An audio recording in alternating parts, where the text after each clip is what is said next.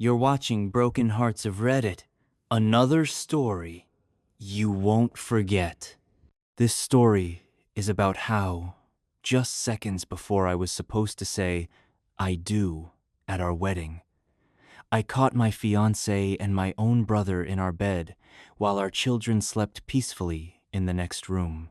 And then I discovered they had secretly fathered a child together, hidden from me for years. Our home was always my fortress, a place where the walls absorbed laughter, the air smelled of fresh coffee in the morning and bedtime stories in the evening. Vera, my Vera, was the heart of that home. Her laughter, her gentle touch, her ability to calm every fear I built my life on these, the foundation of my future. We'd been together for 10 years, and our 2 children, Masha and Andrei, were living proof of our love and hopes. They were the center of our world, and I believed we worked like a perfect machine, protecting their peace and happiness. The pre-wedding rush was enjoyable. Every day was filled with small moments leading us closer to our special day. Choosing flowers, fitting the suit, final touches at the banquet hall. It all created a sense of celebration, anticipation of a new stage in our life. I was completely happy. My career was thriving, the kids were doing well at school. Vera glowed in the preparation of our day.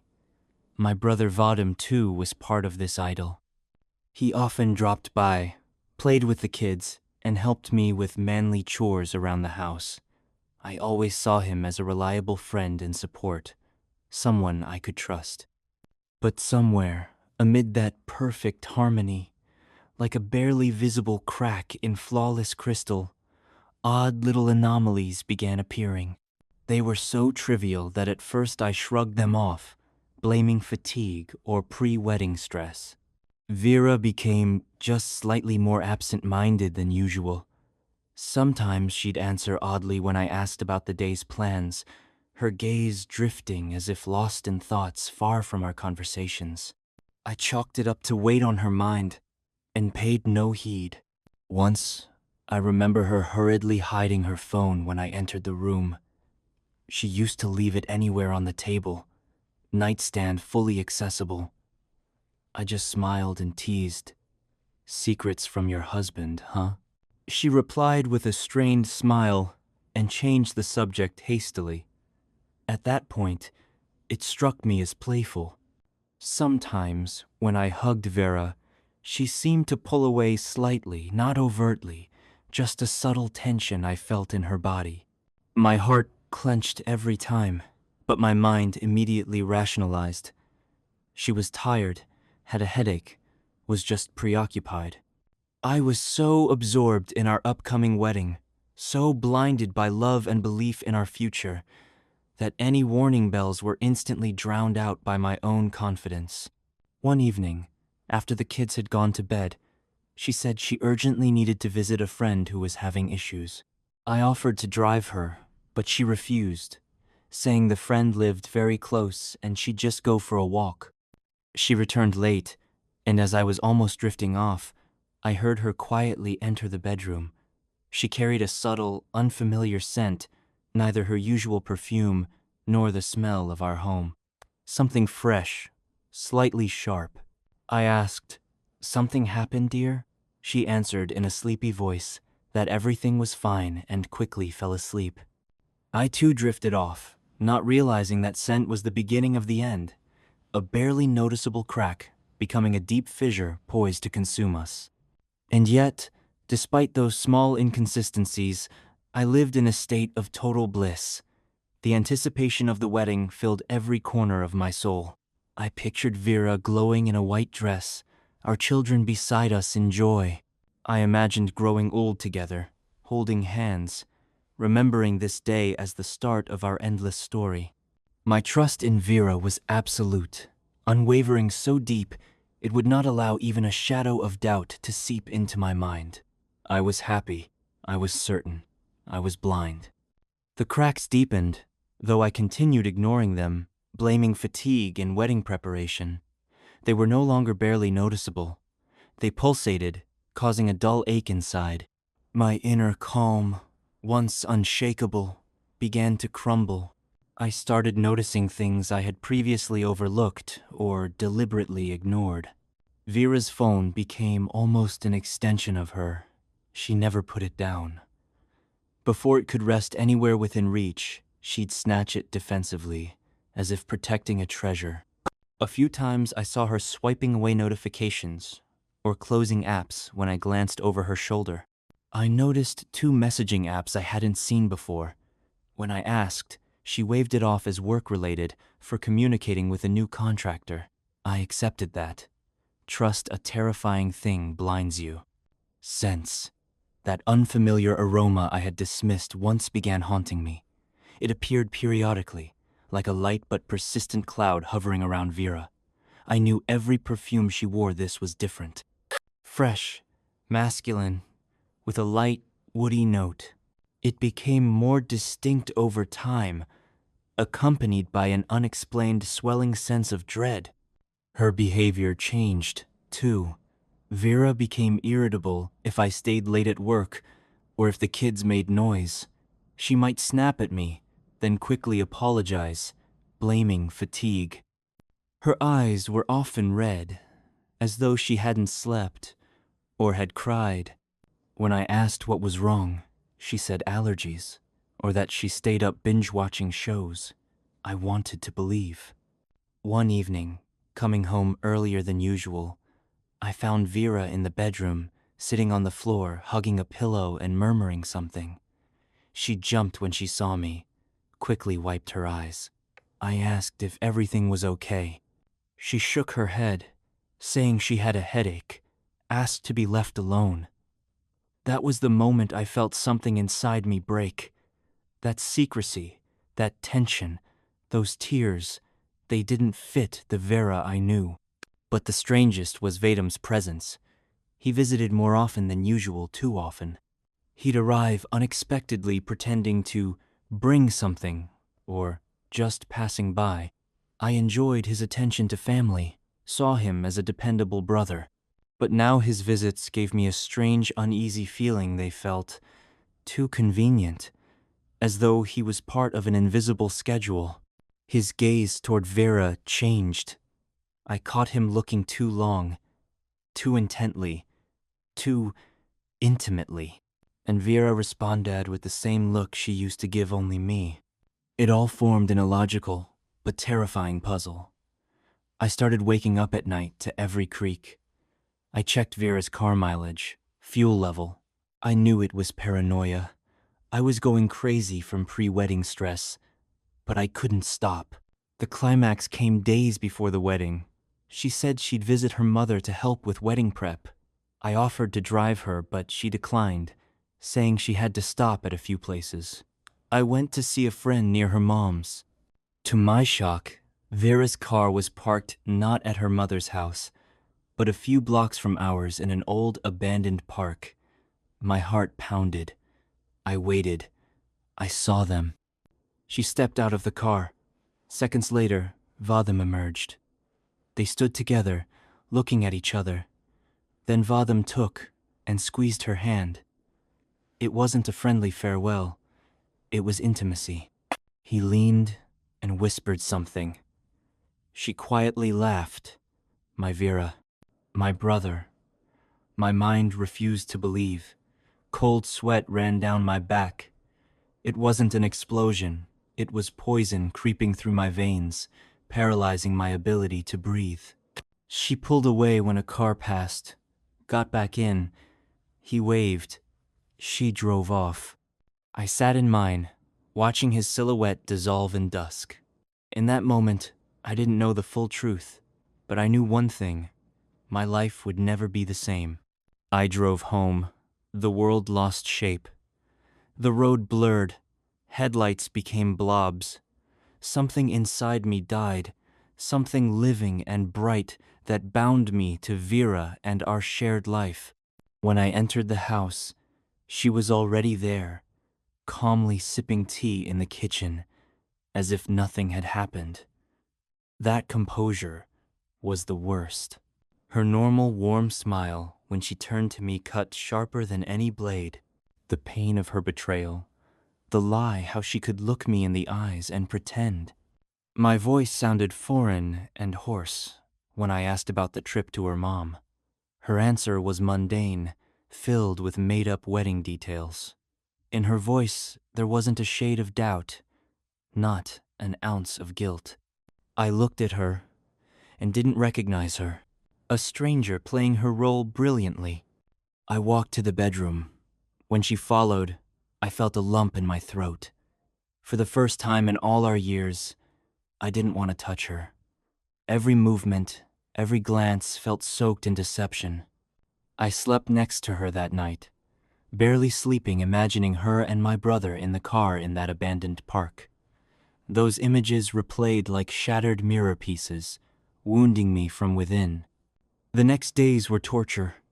I wandered the house like a ghost, heard every rustle, seeking evidence to finally shatter my hope.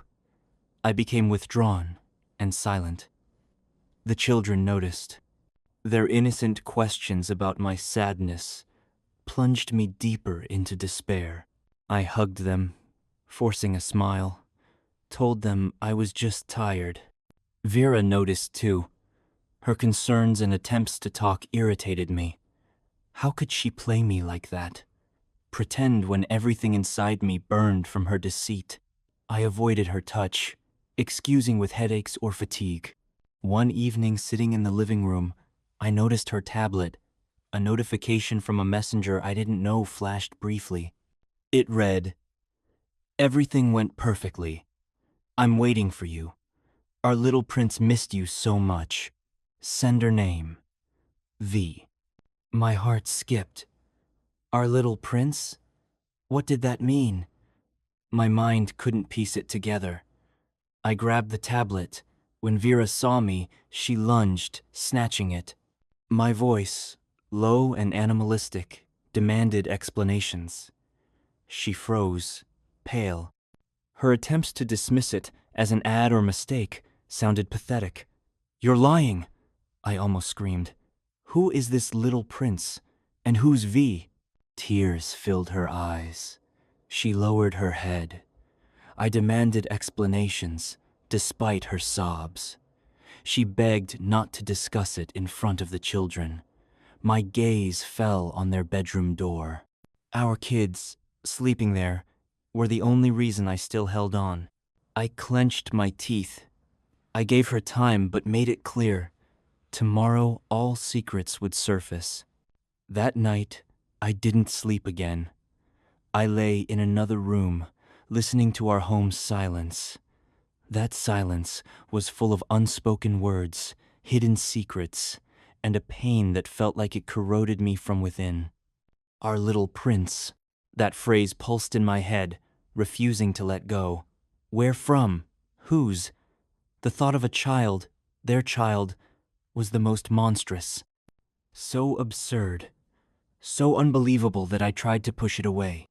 But it returned, relentless as a nightmare. And I knew that tomorrow, when the children went to school, I would get answers. Answers that, as I sensed, would end my life completely. The morning came with oppressive heaviness. Sunlight through the curtains felt like mockery. I got up before anyone. I couldn't bear being near her anymore. The children prepared for school with carefree laughter that was unbearable. I looked at their innocent faces and thought how much their lives would change when the truth came out, how this filth would touch their innocent world.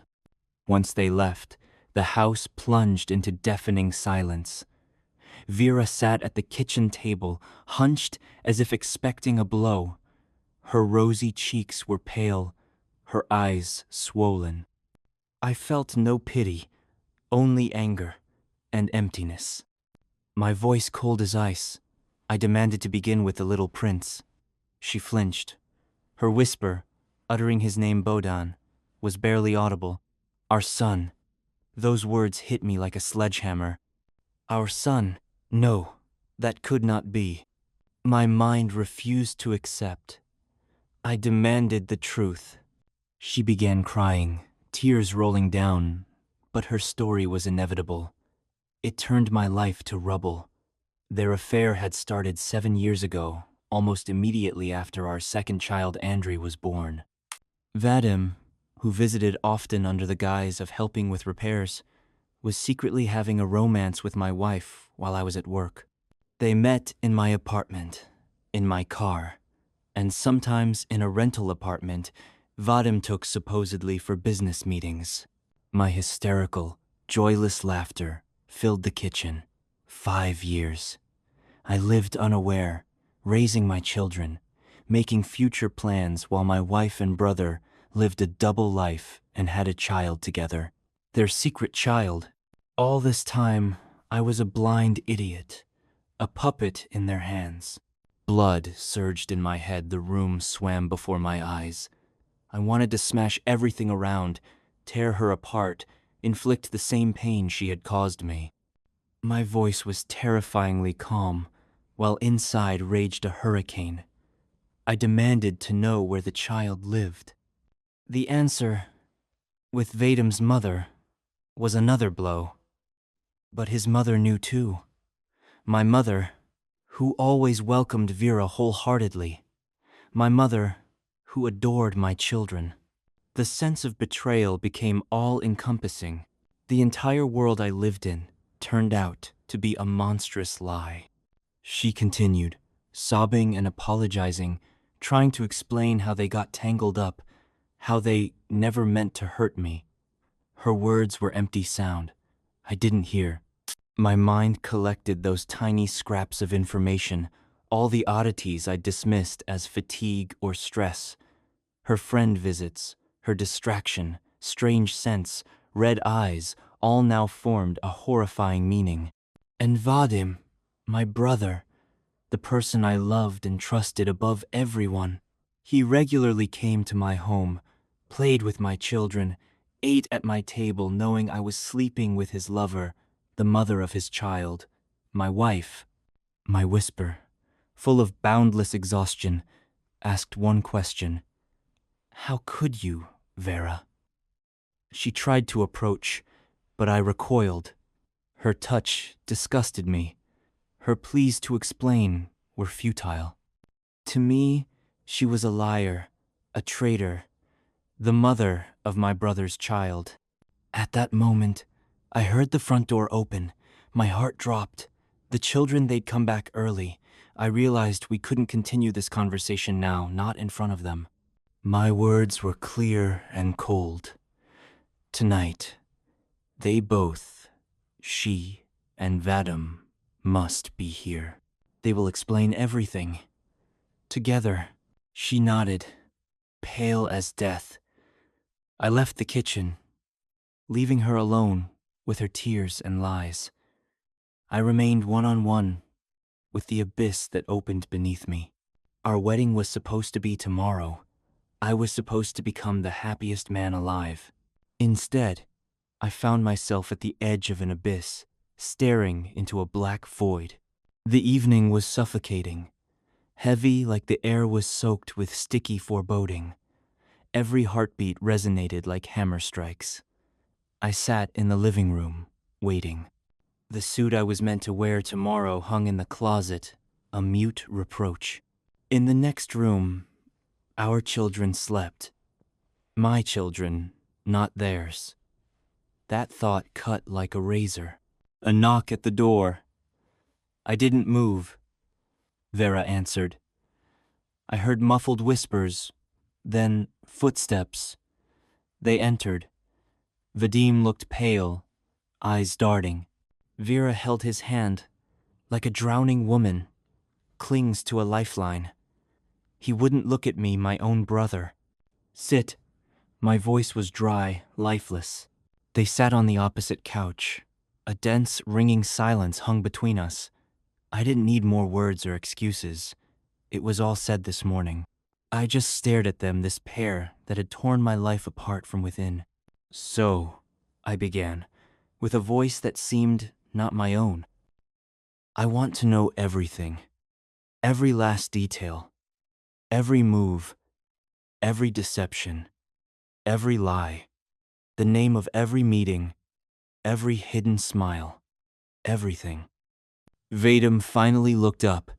In his eyes were fear, shame, and a strange resignation. Vera sobbed.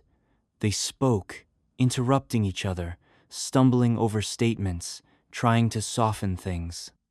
I listened. Each word was a new knife, piercing deeper. Their secret apartment, rented by Vadim, under the guise of meeting clients where they spent nights. Bodan's birthdays celebrated as a trio, while I bought presents for my children. Mutual friends who apparently knew or suspected, but kept silent, preferring to witness my humiliation. My world had been threaded by their lies. I was the last to know. The worst wasn't even the betrayal itself. Worse was realizing how foreign I had been in their world, how carefully they built a parallel reality, pulling me away from it. They played roles every day, every hour, while I believed in their sincerity. It was disgusting. When they finished, silence fell. I stood. "There will be no wedding tomorrow," I said calmly. "You, Vera, pack your things. Today, you leave. You only see the children with my permission, and only in my presence. You get 0 chances." Vera jumped up. "Andrei, no, please. The kids, they love me," she cried. "They love the mother who lied to them all their lives," I replied, voice cracking. "The mother who destroyed her family for her filthy secret." Then I turned to Vadim. "You, get out of my life, out of my children's lives. I never want to see you again. If you come near my family, I will make you regret it." He stayed silent, head down, a pathetic, cowardly figure. Vera tried begging, clutching my hands. I pulled away as from something filthy. Her tears, her pleas, now just another performance. She packed a few bags quickly, nervously. The kids slept. She couldn't say goodbye to them. That was my decision. Cruel? Maybe. But she left me no choice.